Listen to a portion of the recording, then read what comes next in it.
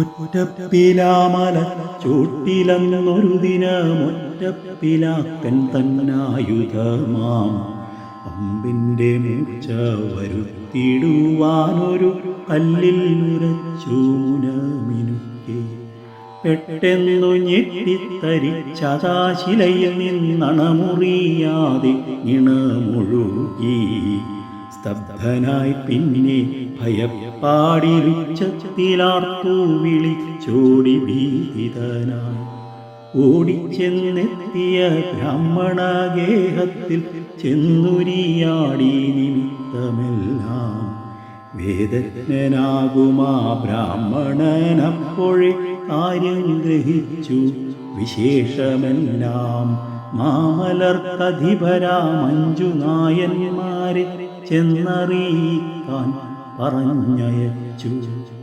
എല്ലാരും ഒന്നിച്ചു കാനനം തന്നിലായമ്പണച്ചുള്ള ശിലയരികിൽ നിർത്താതൊഴുകും നിണം കണ്ടു ചിന്തയിൽ ശൈവാംശ സാന്നിധ്യമെന്നു കണ്ടു.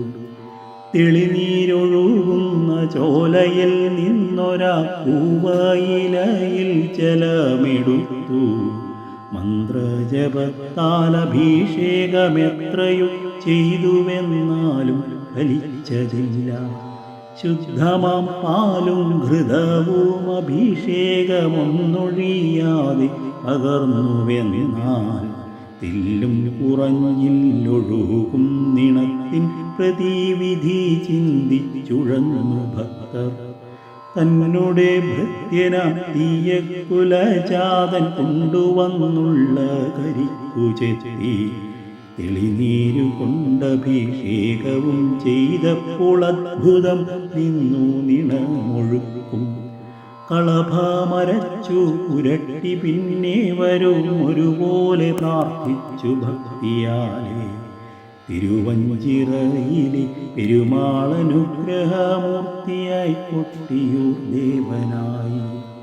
തിരുവഞ്ചിറയിലെ പെരുമാളനുഗ്രഹമൂർത്തിയായി കൊട്ടിയൂർ ദേവനായി ഭക്തസഹസ്രമനുഗ്രഹം തേടുവാനെത്തുന്ന പുണ്യമാം ഭൂമിയായി.